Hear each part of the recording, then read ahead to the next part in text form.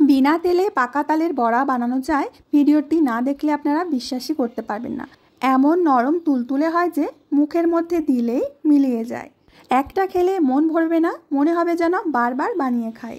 নমস্কার বন্ধুরা, আজকে আমি তোমাদের সাথে শেয়ার করব বিনা তেলে তালের বড়া। দেখতেই পাচ্ছেন বন্ধুরা, আমাদের এখানে বন্যা হয়েছে ঘর বাড়ি সব জলের নিচে। প্রথমে নিয়েছি এরকম একটা পাকা তাল। তালের মুখটা ফেলে দিয়ে এখন তালটাকে ভালো করে ধুয়ে নিয়ে আসব।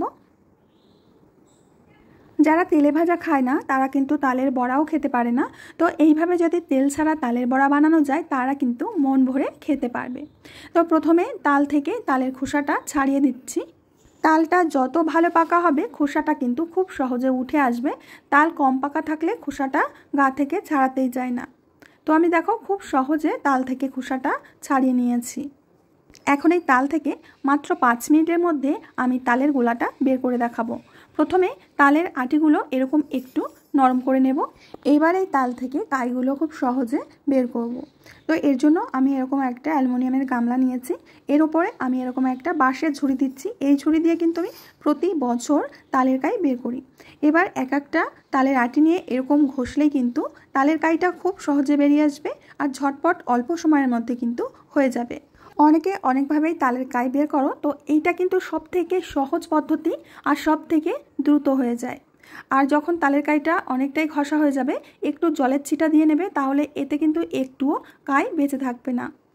তো একটু জলের ছিটা দিয়ে আবারও আমি ঘষে নিচ্ছি।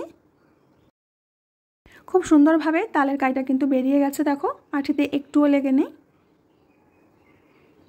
সমস্ত তালের কাইগুলো নিচে দিয়ে পড়ে গেছে।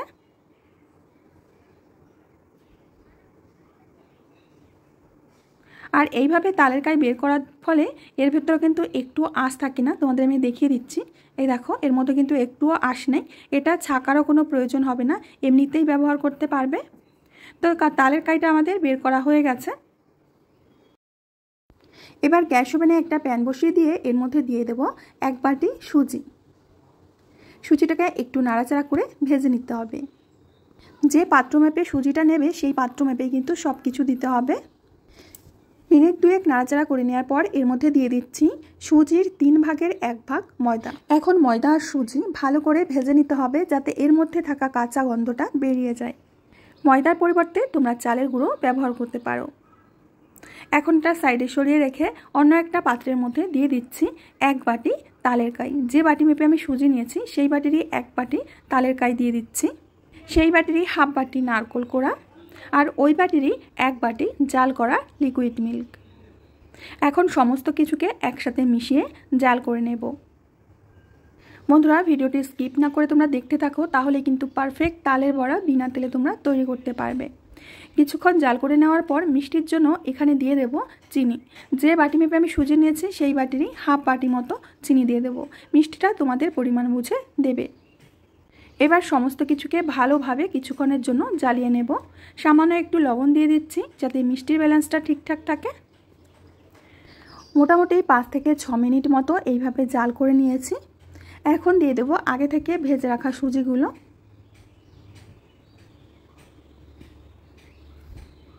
এখন গ্যাসের আঁচটাকে লো টু মিডিয়ামে রেখে অনবরত নাড়তে হবে। সুন্দর একটা ফ্লেভার আনার জন্য কয়েকটা এলাচ দিয়ে দিচ্ছি। কিছুক্ষণ পর সুজিটা ঠিক এরকম হয়েছে, দেখতেই পাচ্ছ একটা ডোয়ের মতো হয়ে গেছে। এখন এই ডোটাকে আমরা নামিয়ে নেব। আর ডোটা ঠিক এরকমই হতে হবে। এবার হালকা গরম অবস্থায় সুজির ডোটাকে মেখে নিতে হবে। আর সুজির ডোটা যত নরম হবে আমাদের পিঠাগুলো ততটাই সফট হবে। একটুখানি ঘি আমি হাতে মাখিয়ে নিচ্ছি যাতে আমার মাখতে সুবিধা হয়। তো ভালো করে ঠেসে ঠেসে এইভাবে আমি সুজির ডোটাকে মেখে নিয়েছি। এবার এখান থেকে অল্প অল্প করে ডো নিয়ে নেব আর ঠিক তালের বড়ার মতো করে গোল করে নেব। তালের বড়া গাটা যেন মসৃণ হয় সেদিকে একটু খেয়াল রাখবে। ফাটা থাকলে কিন্তু সেখান থেকে ফেটে যেতে পারে। তো আমি ভালো করে মসৃণ করে তালের বড়াগুলো বানিয়ে নিচ্ছি।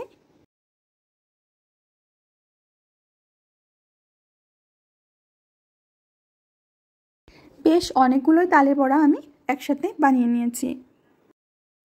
এবার এরকম একটা ছিদ্রযুক্ত থালার মধ্যে আমি বড়াগুলো সাজিয়ে দিচ্ছি। আর এই থালাটায় আমি আগের থেকে একটু তেল ব্রাশ করে রেখেছিলাম। সমস্ত বড়াগুলো আমি সাজিয়ে দিচ্ছি।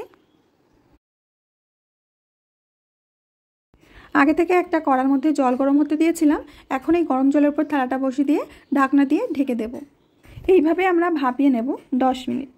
পুরো 10 মিনিট পর আমি ঢাকনাটা খুলে নিচ্ছি। আর দেখতেই পাচ্ছ তালের বড়াগুলো ফুলে কতটা বড় বড় হয়ে গেছে। এখন নামিয়ে নেব। দেখতেই পাচ্ছ কত সুন্দর রং এসেছে আর এগুলো ফুলে কতটা বড় হয়ে গেছে। এখন থালা থেকে তুলে নিচ্ছি।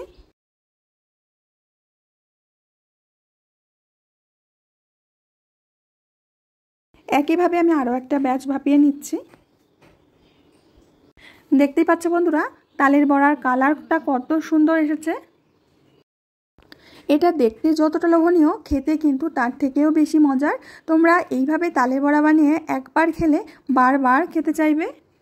এখন আমি তোমাদের দেখিয়ে দিচ্ছি যে এটা কতটা নরম তুলতুলে হয়েছে। একটা তোমাদের আমি ভেঙেও দেখাচ্ছি।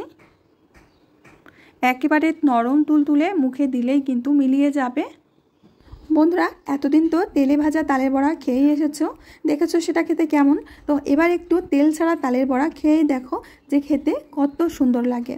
তো আমার প্রিয় বন্ধুরা আমি আজ এখানেই বিদায় নেব। আবার আসবো নতুন রেসিপি নিয়ে। সবাই ভালো থেকো, সুস্থ থেকো, সকলকে সুস্থ রেখো।